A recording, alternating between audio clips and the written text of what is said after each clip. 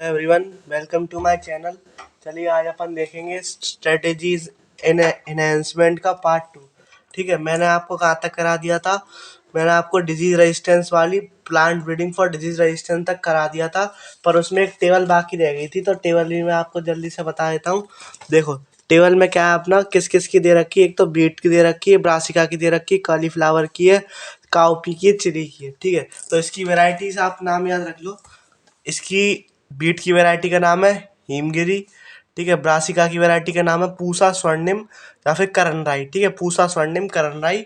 Cauliflower का नाम है पूसा सुबरा और स्नोबॉल। इसको तो आपको याद करने की जरूरत नहीं है। अगर आपने जो आपका फूल गोभी आता है उसको देखा हो तो आपने देखा हो वो आपको कुछ स्नोबॉल जैसा दिखेगा। स्नो आपकी वाइट से रंग की होती है, ऐसे ही आपको स्नोबॉल सा दिखाई देगा। तो इसको तो आप ऐसे याद रख सकते हो, पूसा सुबरा और स्नोबॉल K1। तो जो अपना कलीफ्लावर है, ठीक है। और आपका काव कैसी होती है, अपनी कोमल होती है ना, कोमल। तो अपनी पूसा कोमल से आप ये याद रख सकते हो। चिली क्या है, चिली सदाबहार। जब भी आप चिली खाओगे तो आपको हमेशा मिर्च लगनी लगनी है, और हमेशा वो हर एक आपको थ्रू आउट द ईयर मिलती मिलती है, इसलिए इसका नाम क्या है अपना पूसा सदाबहार। तो आपको आप ऐसे याद रख सकते हो। ठीक है, बीट की क्या है, हिमगिरी, जो कि अपना डिजीज रेजिस्टेंस किससे पहुंचाती है, leaf and stripe rust and hillwards. ठीक है, अपनी ब्रासिका पूसा स्वर्णिम करणराई जी अपनी पहुंचाती है, इस जी अपनी बचाती है रेजिस्टेंस किससे, वाइट रस्ट से। कलीफ्लावर पूसा सुबरा और पूसा स्नोबॉल ये अपनी बचाती है ब्लैक रॉड से और कर्ल ब्लाइट ब्लैक रॉड से। पूसा कोमल, सॉरी, काउपी पूसा कोमल। और ये रेजिस्टेंस होती है किसके, अपने बैक्टीरियल ब्लाइट के। और चिली चिली वाली जो है ना, पूसा सदाबहार, और वो अपनी रेजिस्टेंस होती है जितनी मोजाइक मोजाइक उससे, chilli mosaic virus, tobacco mosaic virus और लीफ कर्ल। ठीक है, chilli mosaic virus, tobacco mosaic virus और लीफ कर्ल। अब अपन आगे चलते हैं, plant breeding for insect pest resistance देखते हैं। ठीक है, तो देखो, resist plant breeding for the resistance of insect pest. ठीक है, अपना रेजिस्टेंस किससे, जैसिड से मिलता है, किसमें, अपना कॉटन में, इसकी मदद से, प्लांट ब्रीडिंग की मदद से। और अपना सीरियल लीव्स इन बीट में होता है।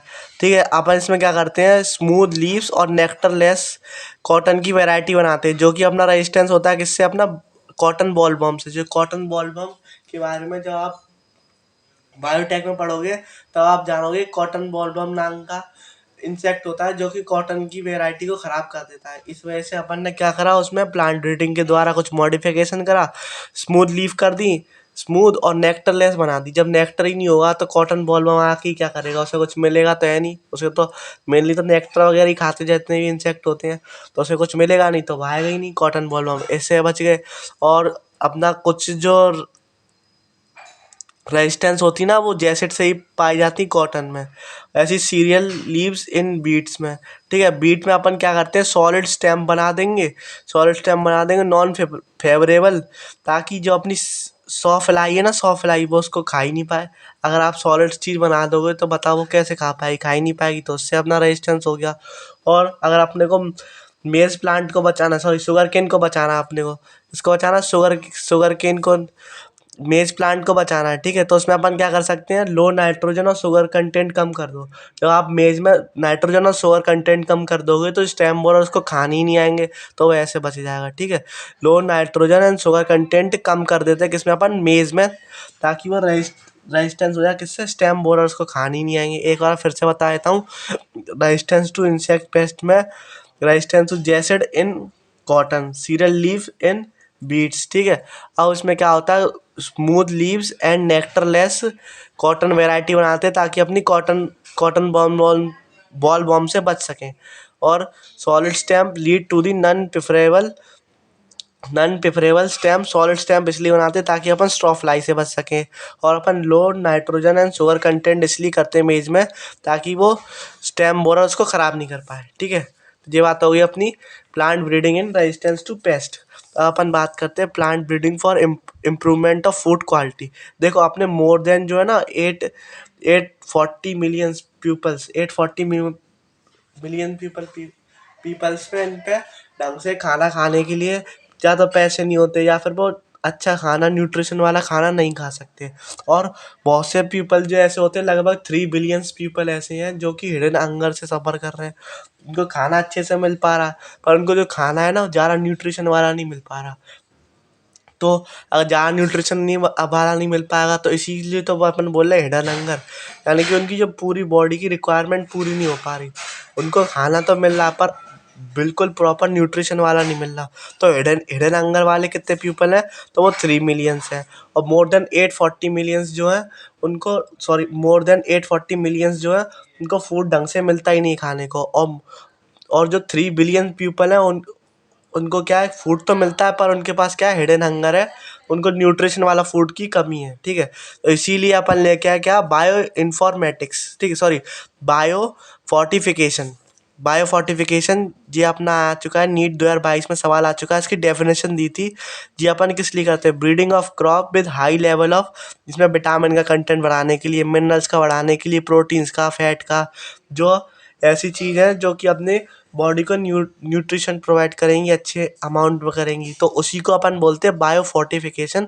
इसकी डेफिनेशन पे बेस्ड आपका नीट 2022 में सवाल आ चुका है, ठीक है। तो अपन बात करते हैं इन 2000, इन्होंने क्या करे, 2000 मेज के प्लांट लिए, ठीक है। उसमें क्या है, twice the amount of basic amino acid बढ़ा दी उन्होंने, ठीक है। Twice the amount of basic amino acid, जैसे कि सच एज लाइसिन और ट्रिप्टोफैन, ठीक है। लाइसिन और ट्रिप्टोफैन, ये दोनों अपने अमीनो एसिड की कंटेंट बढ़ा दी, किसमें, 2000 मेज प्लांट में। अब अपन बात करते हैं जो अपनी प्रोटीन रिच वेराइटी है वीट की, वो अपनी है एटलस 66, ठीक है। ये भी इंपॉर्टेंट है, इससे भी आपका सवाल बन चुका है, इसलिए आपको याद रखना है। और अपनी आयरन की वेराइटी, सॉरी, अपनी राइस की वैरायटी में क्या करा, आयरन रिच कर दिया उसको। उसको क्या करा, आयरन में रिच कर दिया। और बीट की वैरायटी को प्रोटीन में रिच कर दिया, उसका नाम है अपना एटलस 66। आपने कुछ ऐसे वेजिटेबल्स है जिनको अपना विटामिन ए में रिच कर दिया, जैसे कि कैरेट है, स्पिनच है, पम्पकिन है, कैरेट, स्पिनच, पम्पकिन, इनको विटामिन ए में रिच कर दिया। और विटामिन सी किस में होता है, आप सबको मालूम, जो थोड़ी सी खट्टी चीज़ होती हैं, जैसे कि आपका बिटर गार्ड, करेला हो गया, भतुआ हो गया, ठीक है, मस्टर्ड हो गया। टमाटर आपने देखा होगा खट्टे में ही आते हैं, ठीक है। तो उड़ीसा वाला खट्टे ही होते हैं। सिट्रस के जितने ही पेड़ हैं, ठीक है, सिट्रस के जितने ही प्लांट हैं, लेमन है अपना, संतरा है, ये सब भी अपने किस में आ जाएंगे, विटामिन सी में आ जाएंगे, ठीक है। और अपने आयरन और कैल्शियम रिच कौन कौन से होते हैं, तो अपना पालक है और बथुआ है, ठीक है। पालक और बथुआ, स्पिनच और बथुआ, ठीक है। तो ये बात आपको ध्यान रखनी है। और प्रोटीन रिच बीन कौन कौन सी होती है अपने पास, लवलव बीन होती है, फ्रेंच बीन्स होती हैं, और गार्डन बीन्स होती हैं। कौन कौन सी होती है प्रोटीन बीन्स, तो आपको ध्यान रखना है, लवलव beans, French beans, garden beans, ठीक है। एक बार फिर से रिपीट कर देता हूँ। विटामिन सी रिच अपना कौन सा होता है, बिटर गार्ड, बथुआ, मस्टर्ड, टोमेटो, जितने भी खट्टे वाले जो आएंगे वो सब इसमें होते हैं, ठीक है, वो सब आपके इसमें होते हैं। और आपके प्रोटीन रिच बीन्स है, लवलव बीन्स, फ्रेंच बीन्स, और अपनी गार्डन बीन्स, ठीक है। ये बात आपको ध्यान रखनी है। अब अपन बढ़ते आगे, देखो, सिंगल सेल प्रोटीन, जिसकी शॉर्ट फॉर्म है अपनी SCP, ठीक है, SCP। ये क्या होते हैं, कुछ ऐसे माइक्रो ऑर्गेनिज्म होते हैं इनके पास high amount of protein content होता है, ठीक है। अब अपन जो काव वगैरह से लेते हैं, या फिर बड़े बड़े एनिमल से लेते हैं, उनके मीट वगैरह से निकालते हैं, तो अपन को लेना बहुत सारा मीट पड़ता है, बहुत सारे अमाउंट में लेना पड़ता है, पर उससे प्रोटीन बहुत कम निकलता है। पर कुछ ऐसे माइक्रो ऑर्गेनिज्म ऐसे हैं जो छोटी सी अमाउंट में लेंगे, ग्राम में लेंगे, और आपका टन्स में प्रोटीन मिलता है। जैसे कि इसका एग्जांपल है अपना मिथाइलोफाइलस, ठीक है। मिथाइलोफाइलस एक ऐसा ऑर्गेनिज्म है जो कि अपना 200 ग्राम अपन इसको यूज़ करते हैं, पर अपने को प्रोटीन कितना देता है, 25 टन ऑफ प्रोटीन देता है। तो आप सोच सकते हो कि इसको अपन किस तरीके से प्लांट ब्रीडिंग में इस्तेमाल कर सकते हैं, अपनी अच्छी प्रोटीन रिच कोई भी चीज़ बना सकते हैं इनकी मदद से, ठीक है। और इनके और एग्जांपल दे रखे हैं, जैसे कि स्पैरुलिना है, क्लोरेला है, अपना मशरूम्स है, ठीक है। मशरूम्स भी है, आपको ध्यान रखना, मशरूम्स में आपकी नीचे छोटी सी लाइन दे रखी है। इनको अपन लार्ज लार्ज स्केल कल्चर पे बनाते हैं मशरूम को, तो ये भी अपना किसकी तरह सिंगल सेल प्रोटीन की तरह काम करते हैं, ठीक है। और आपको ये ध्यान रखना है कि अपना स्पिरुलिना और क्लोरेला है ना, आप जब प्लांट किंगडम वाला चैप्टर पढ़ोगे तो उसमें NCERT में एक लाइन दे रखी है कि जब अपने जो स्पेस में जो लोग जाते हैं वो एज अ फूड को इसको ही ले जाते हैं, ठीक है। खाना तो वहाँ ले जा नहीं सकते, क्योंकि खाना तो खाने में दिक्कत आती है वहाँ पे, ग्रेविटी वगैरह की वजह से। तो इन दोनों को ले जाते हैं, इसलिए इन दोनों को अपन क्या बोलते हैं, food traveller, sorry, space traveller भी बोलते हैं। ठीक है। According to class 11th NCERT आपकी एल्गी वाले पैराग्राफ में दे रखा है, स्पैरुलिना और क्लोरेला यूज़ करते हैं एज अ स्पेस ट्रैवलर। ठीक है, एज अ स्पेस ट्रैवलर अपन इसको यूज़ करते हैं। चलिए अपन आगे बात करते हैं। अपन देखते हैं टिश्यू कल्चर। देखो टिश्यू कल्चर आपका काफ़ी इंपॉर्टेंट टॉपिक है इस चैप्टर का। सबसे ज़्यादा इंपॉर्टेंट अगर मैं बताऊं इस टॉपिक में तो टिश्यू कल्चर है और आपका एनिमल वाला है। बाकी आपको छोड़ना तो कोई भी टॉपिक नहीं, पढ़ने सारे हैं, पर मैं इंपॉर्टेंट बता रहा हूँ कौन सा कितना है। ठीक है। एज एन ट्रेडिशनल, देखो टिश्यू कल्चर में चल रहे हैं, as a traditional technique fail to keep with the demand and provide the sufficient fast और efficient system of crop improvement. अब क्या है, ये जितनी भी अपन ने टेक्निक देखी वो थोड़ी सी क्या थी, स्लो थी, पर जो टिश्यू कल्चर है ना बहुत ही फास्ट टेक्निक है, पर ये इतनी सक्सेसफुल नहीं है। जब आप आगे देखोगे इसमें अपन ने बनाया था पोमेटो, वो अपना सक्सेसफुल नहीं हुआ, वो अभी आप आगे देखोगे तो ये इतनी सक्सेसफुल नहीं है, पर ये फास्ट बहुत है, ये कम समय में काफ़ी सारे नए नए प्लांट्स बना सकती है। ठीक है। तो what does the tissue, it is learn by the scientist during 1950 में क्या हुआ, इन्होंने कोई सा ही, जैसे मान लो अपना पूरा प्लांट है उसका कोई सा ही पार्ट ले लिया, उसको अपन बोलते हैं एक्स प्लांट। ये एक्स प्लांट के पास इतनी कैपेसिटी होती है कि वो पूरे पूरे प्लांट को जनरेट कर सकता है। ठीक है, एक्स प्लांट के पास ऐसी प्रॉपर्टी होती है जो पूरे प्लांट को जनरेट कर सकता है। इस प्रॉपर्टी का नाम है अपना टोटीपोटेंसी। इस प्रॉपर्टी का क्या नाम है अपना, टोटीपोटेंसी। अब देखो इसमें क्या दे रखा है, इसको अपन को क्या क्या चीज़ देनी पड़ती है इसमें न्यूट्रिशन मीडियम के लिए, टिश्यू कल्चर में न्यूट्रिशन मीडियम के लिए क्या क्या चीज़ देनी पड़ती है। तो कार्बन का सोर्स आपका क्या हो सकता है, देखो आपका सुक्रोज हो सकता है। ठीक है, कुछ इनऑर्गेनिक सॉल्ट्स हो सकते हैं, और इसमें दो अपने ग्रोथ रेगुलेटर का भी इस्तेमाल होता है जिसका नाम है ऑक्सिन और साइटोकाइनिन। देखो ये वाली लाइन आपकी एनसीईआरटी उसमें भी दे रखी है 11th में, और इसमें भी दे रखी है। तो पूछ सकता है आपको इनडायरेक्टली, ठीक है, कि कौन से दो ऐसे प्लांट ग्रोथ रेगुलेटर हैं जो कि इसमें इस्तेमाल होते हैं टिश्यू कल्चर में। तो आपको ध्यान रखना है कि अपना ऑक्सिन होता है और साइटोकाइनिन होता है। ठीक है। अब क्या है, अपन को छोटी ड्यूरेशन में, शॉर्ट ड्यूरेशन में देखो लिखा है लार्ज नंबर ऑफ प्लांट्स बनानी है। तो अपन कौन सी टेक्निक इस्तेमाल करते हैं, तो अपन इस्तेमाल करते हैं माइक्रो प्रोपोगेशन। ठीक है, माइक्रो प्रोपोगेशन इस्तेमाल करते हैं। इससे क्या करते हैं, जो अपने एक्सप्लांट है ना, एक्सप्लांट से अपन कैलस बना लेते हैं। कैलस क्या होता है, अनडिफरेंशिएट मास होता है। ठीक है, तो उसको अपन अलग अलग टेस्ट ट्यूब में ग्रो कराते हैं, जो कि अपने कैसे होते हैं, जेनेटिकली बिल्कुल आइडेंटिकल होते हैं, एक तरीके से आर्टिफिशियल सिस्टम है। तो इसमें जो जितने भी अपने माइक्रो प्रोपोगेशन से जितने भी प्लांट बनेंगे वो जेनेटिकली आइडेंटिकल होंगे, और उनको अपन क्या बोलेंगे, सोमा क्लोन्स बोलेंगे। ठीक है, उनको अपन क्या बोलेंगे, सोमा क्लोन्स बोलेंगे।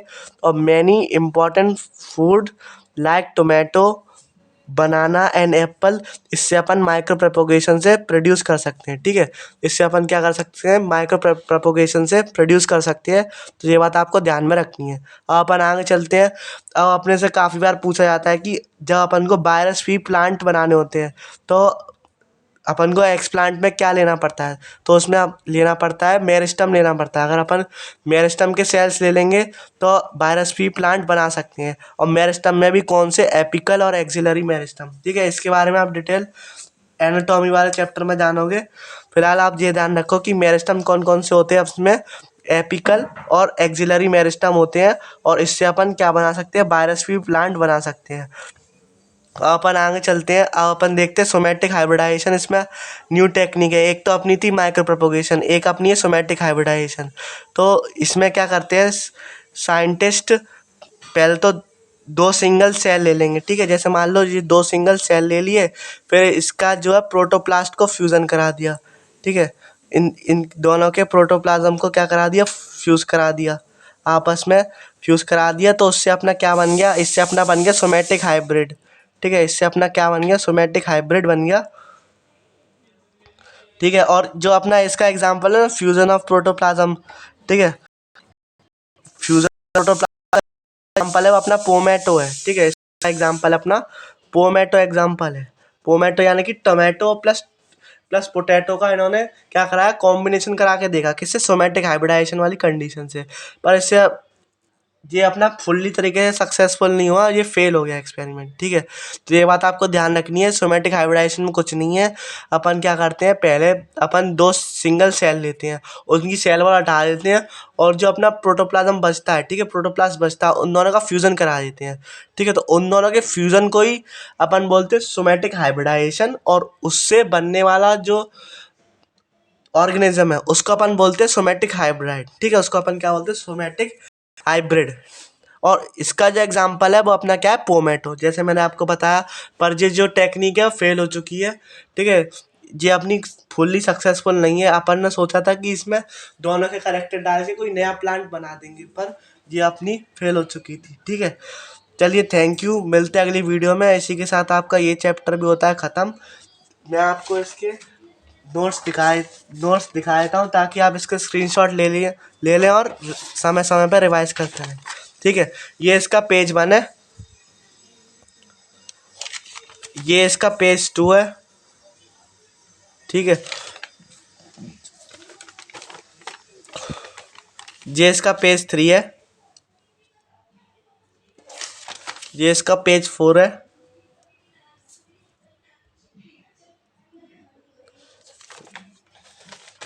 ये इसका पेज 5 है,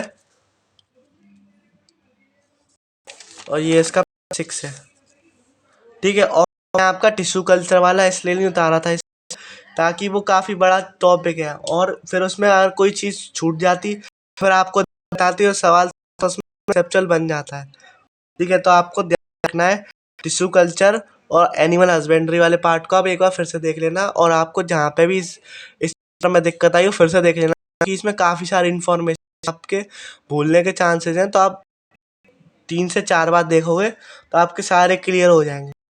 और ऐसे की इकोलॉजी भी, जब आपकी की वीडियो बनाऊंगा तब ऐसी करके चलना, ठीक है। ऐसी आप समय समय पे चीज़ें रिवाइज करते रहना, आपके पूरे दिमाग में रहेंगे चैप्टर। और हाँ, पहले आप टीचर अच्छे से पढ़ लेना वीडियो को, क्योंकि ये एक्सप्लेनेशन वीडियो नहीं है, ये बात आपको ध्यान रखनी है। और अगर आपने चैप्टर पढ़ा हो तभी आपको ये फायदा देगी। अगर आपने नहीं पढ़ रखा तो पहले एक बार पढ़ लें और फिर इससे रिवीजन करते रहें, उसमें कोई दिक्कत नहीं आएगी, ठीक है। और अगर आपको ऐसी और वीडियो चाहिए तो आप मेरे चैनल को लाइक करें, अपने दोस्तों को शेयर करें, और बाकी नीट से रिलेटेड जितना भी कंटेंट है आप मेरे चैनल पर देख सकते हैं, ठीक है। और अगर आप प्रीवियस करने हो तो प्रीवियस ईयर आप कमेंट करके बता देना, मैं आपको अच्छा चैनल बता दूँ उसमें आपको प्रीवियस ईयर वाइज और चैप्टर वाइज कराए हुए हैं, ताकि प्रीवियस ईयर जरूर करके जाएं। देखो, आपको भी मालूम है कि अपना जो पेपर आता है नीट का, वो आपका 40-50% आपको सवाल प्रीवियस ईयर से मिलते हैं, पर आपको बिल्कुल एग्जैक्ट कॉपी नहीं मिलेंगे, थोड़ा बहुत तो मॉडिफाई कर देते हैं वो। और जैसे मान लो आपके कोई 4 क्वेश्चन लिए प्रीवियस ईयर के, तो उनको मिला के 1 क्वेश्चन बना दिया, ऐसे ही करते हैं। तो बस आपको वैसे ही चलना है और एनसीईआरटी बेस्ड ही सवाल लगाने हैं, ठीक है। आप एनसीईआरटी करके भी आराम से आपके 340 350 नंबर आपके आराम से आ सकते हैं बायो में। तो आप ऐसे करें तो आपके ज़रूर बनेंगे नंबर, ठीक है। चलिए, थैंक यू, मिलते हैं अगली वीडियो में, तब तक के लिए पढ़ाई करते रहो। All the very best.